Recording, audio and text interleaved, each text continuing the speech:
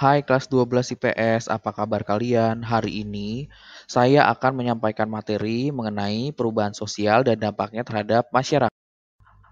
Apa sih perubahan sosial itu? Selo Sumarjan menyatakan bahwa perubahan sosial adalah perubahan pada lembaga-lembaga kemasyarakatan di dalam suatu masyarakat yang memengaruhi sistem sosialnya, termasuk nilai-nilai, sikap, dan perilaku di antara kelompok-kelompok dalam masyarakat. Lalu karakter perubahan sosial itu apa saja?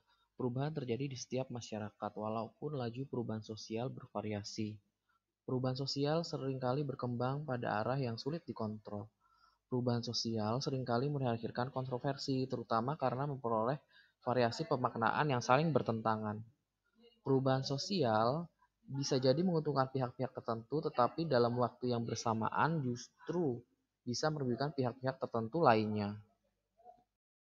Teori perubahan sosial meliputi teori evolusi, teori neoevolusi, teori revolusi, teori sistem, teori modernitas, dan yang terakhir, teori postmodern atau neomodernisasi.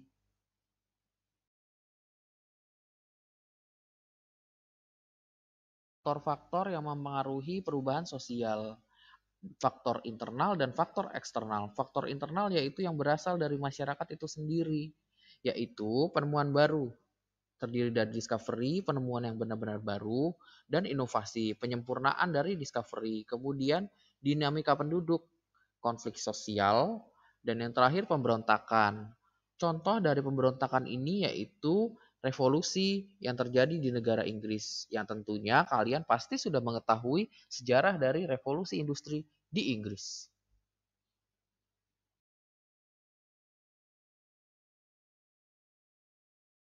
Sekarang kita akan membahas faktor eksternal atau faktor yang berasal dari luar masyarakat.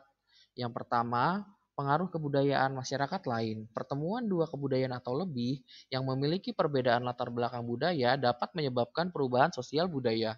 Perubahan tersebut dapat berbentuk melalui proses asimilasi atau proses akulturasi. Kemudian, peperangan. Terjadinya peperangan dapat mengakibatkan perubahan sosial karena pihak yang menang dalam peperangan memiliki keleluasaan untuk menguasai pihak yang kalah. Yang terakhir, bencana alam. Bencana alam dapat menyebabkan juga perubahan sosial, yaitu perubahan sistem hidup dan perubahan struktural lainnya.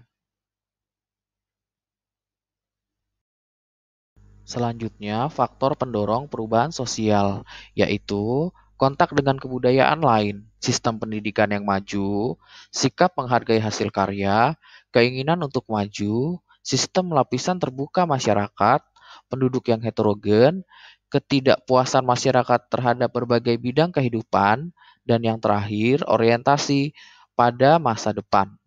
Hal tersebut masing-masing akan menyebabkan pendorong perubahan sosial.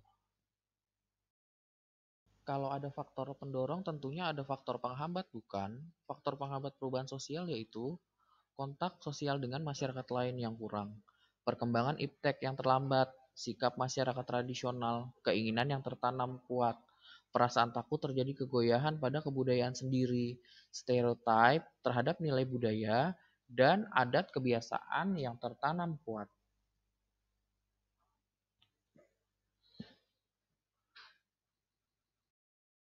Pola perubahan sosial terdiri dari pola siklus, pola linier, pola memancar, pola menjalar, dan pola memusat. Berikut ini adalah contoh gambar dari masing-masing pola beserta contoh-contoh dari masing-masing pola tersebut.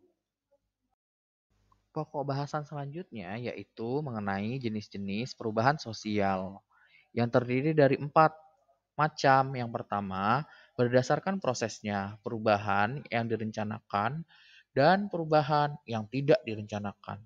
Kemudian yang kedua, berdasarkan waktunya, perubahan yang terjadi secara cepat dan perubahan yang terjadi secara lambat. Lalu yang ketiga yaitu perubahan berdasarkan dampaknya. Apakah perubahan berdampak kecil atau perubahan terjadi berdampak besar. Dan yang terakhir, perubahan berdasarkan caranya. Perubahan dengan kekerasan atau perubahan tanpa kekerasan. yang terjadi di dalam masyarakat. Sampai jumpa lagi kelas 12 IPS di pertemuan selanjutnya. Dadah, sampai jumpa.